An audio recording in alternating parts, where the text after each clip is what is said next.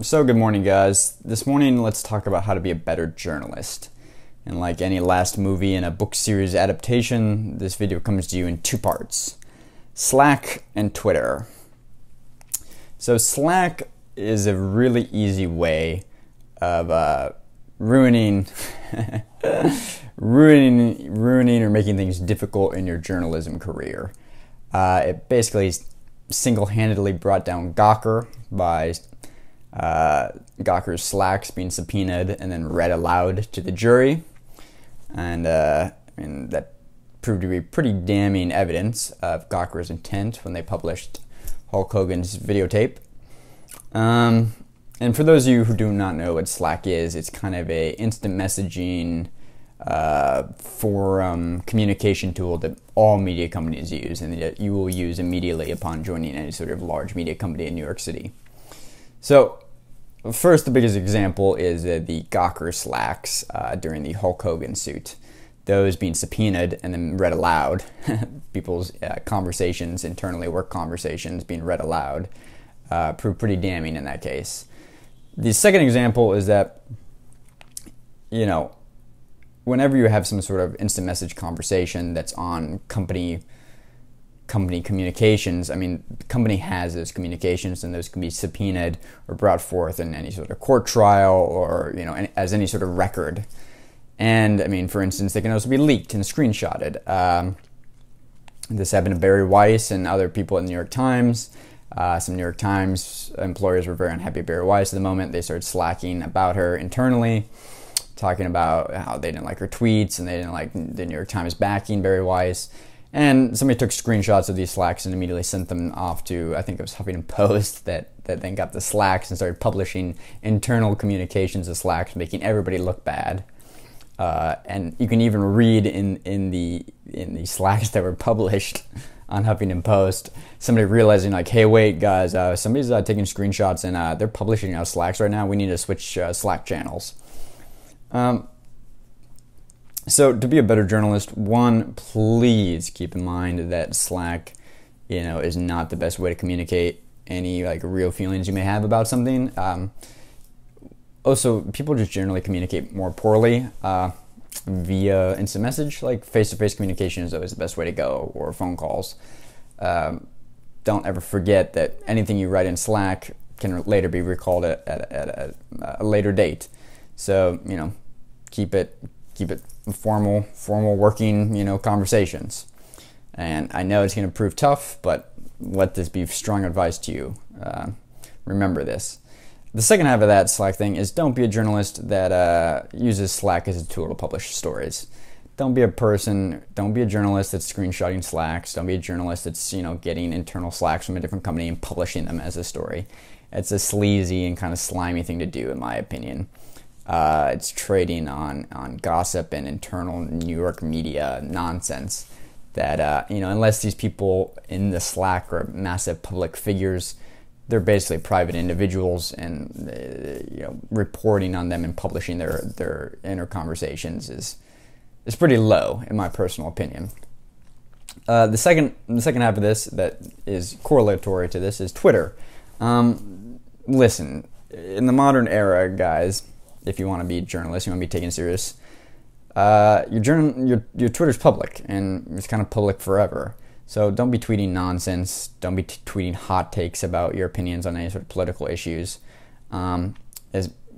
Despite how many likes or retweets this may get you, it's only going to backfire in the end. It backfired for Quinn Norton when somebody went back and dug up her tweets and got her, immediately fired from the New York Times.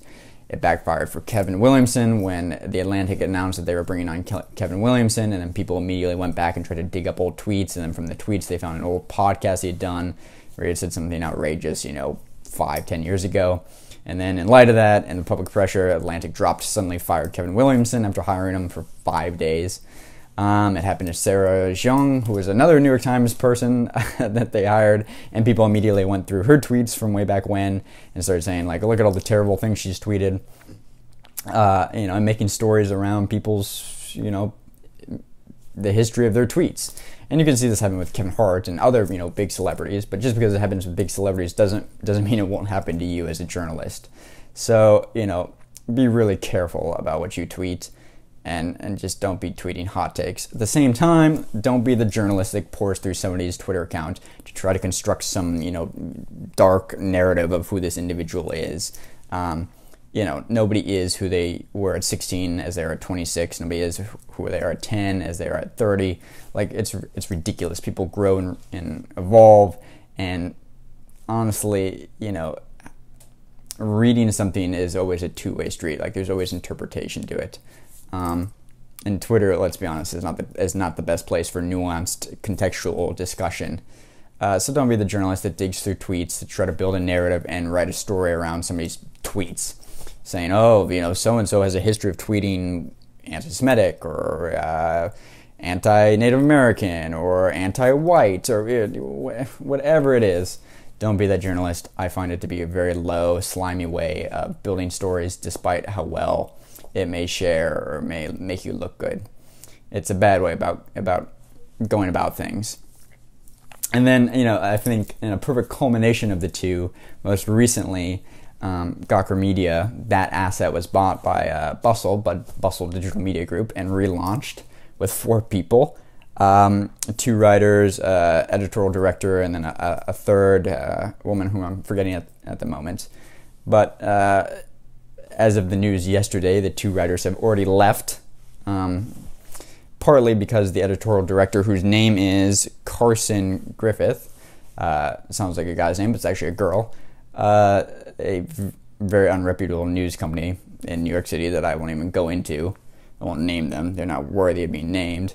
Immediately dug through Carson Griffith's tweets, and tried to build a narrative about who she was, and publish this. Like, Carson Griffiths has a history of tweeting X things, and of course immediately then it caused difficulties for Carson Griffith, who had just been hired as an editorial director at the new Gawker Media, and then that caused some friction between the writers, the 2 writers who've been hired, Maya Kosoff, and I'm forgetting the other girl's name.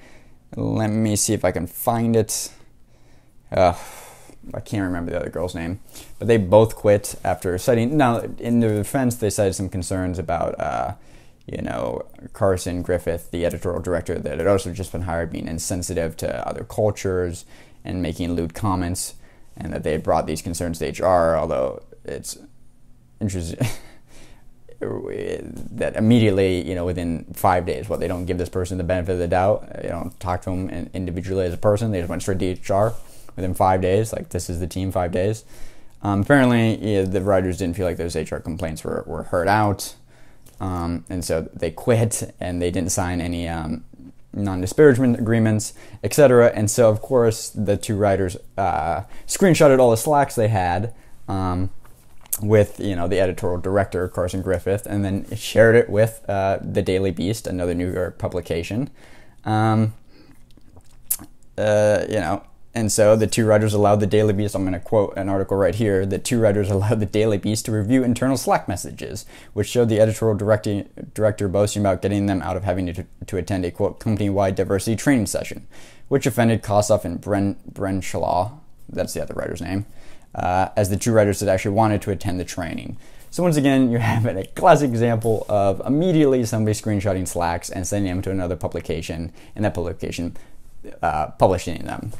So once again, be careful what you say on Slack, and be careful what you tweet. If you go to Carson Griffith's Twitter now, of course she's been on Twitter since 2009, but she suddenly now has 72 tweets, because after she got her tweets poured through by a very slimy media company, she went through and deleted all of her tweets, and that's why she only has 72 tweets now, even though she's been around on Twitter for 10 years.